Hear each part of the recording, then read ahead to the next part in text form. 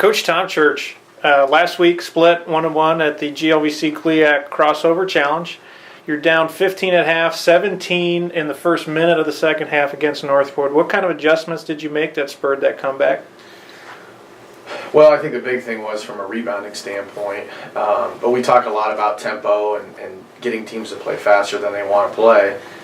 They shot really well in the first half. Part of it was us defensively, but we made a few corrections on the defensive end. We got the tempo up, our pressure picked up, and once we saw the ball go in a few times, we got a couple stops in a row. We just got the momentum shifted. We talk a lot about tempo and momentum, and once we get it in our hands, it becomes a fun game for us. So, we did what we needed to do. We got back into the game, and then it was a back and forth game that first night. So, ended up on the top side of it. A narrow loss to number 4 Saginaw the next day. Are we still on script? You started at the beginning of the year. You already talked about tempo and pressure defense. Are we still on script to rotating players in and out and envisioning how you wanted the season to start? Yeah, I mean, we've got a lot of room for improvement, that's for sure. But we talk a lot about the depth of our team and that it can be somebody different every single night. We had some guys maybe not play particularly well or as well as they wanted to on Friday, but our bench came up big on Saturday. We had some guys really step up off the bench, play well, and that's the beauty of our system, that's the beauty of the team, and that's how we wanted to be built from day one. So, the depth is something that we're going to talk about, I think, throughout the year, but we still have a lot of room for improvement, and I think the guys are excited right now with what we're able to get done.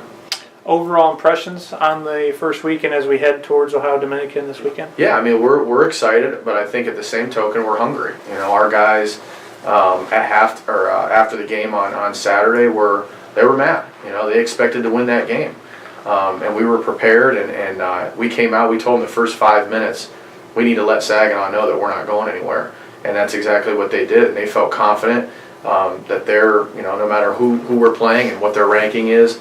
That we're going to give ourselves a chance the whole night and give ourselves a chance to win. Coach Berge, where are you from originally? Originally from Plymouth, Indiana. And what is it that kind of spurred your interest in coaching, and what led you to your place here now at St. Joseph's College? Well, I always, growing up, loved the game of basketball, always wanted to be a part of it. After I played at Huntington University, I went back home and I was an assistant coach at Plymouth for 3 years. Wanted to get back in the college game. 2 years ago I was at Kentucky Wesleyan College, and then last season I was at Graceland University. And just meeting Coach Church when this job came open, I just really wanted to get back closer to home, and being in the GLVC, one of the best Division II conferences, and just really spurred my interest.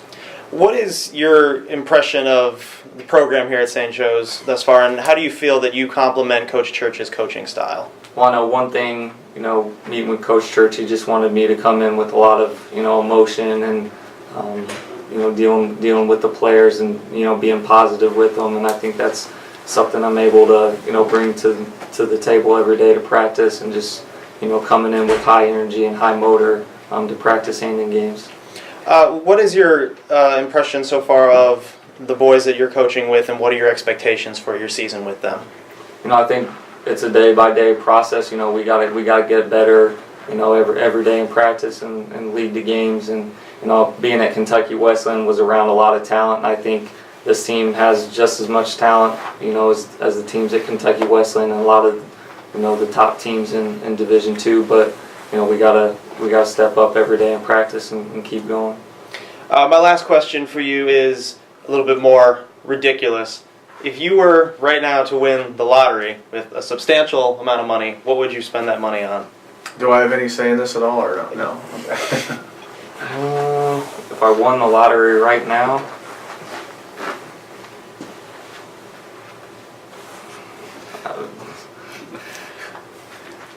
what would you do, Coach? I know my wife would stop working. I know that for sure. I don't know. I got some upgrades that I'd probably like to make to the gym and stuff like that. The wife would stop working and maybe move into a bigger house, which we're probably going to need. So I don't know. I got more than a few ideas. Real original, Coach Berge. And by the way, if you are not in the top 3 most famous people from Plymouth, Indiana, who is? And you better say Scott Skiles. Definitely Scott Skiles. I don't know who, besides Scott Skiles, who else is famous in Plymouth, to be honest. I'm definitely not in the top 3, though. I can tell you that. Coach Church, final question. If you were to do a celebrity duet, who would you want to do it with?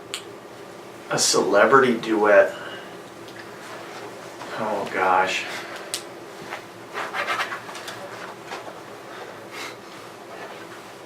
I would say my favorite actor, Tom Hanks. What would you sing? Oh jeez. Would you recreate the piano scene from Big with? There you go. I like that. Either that or maybe a scene from Forrest Gump. So absolutely Tom Hanks. Okay, Robert Loja and Tom Hanks and Tom Church now. Coaches, thank you for your time. Thank you.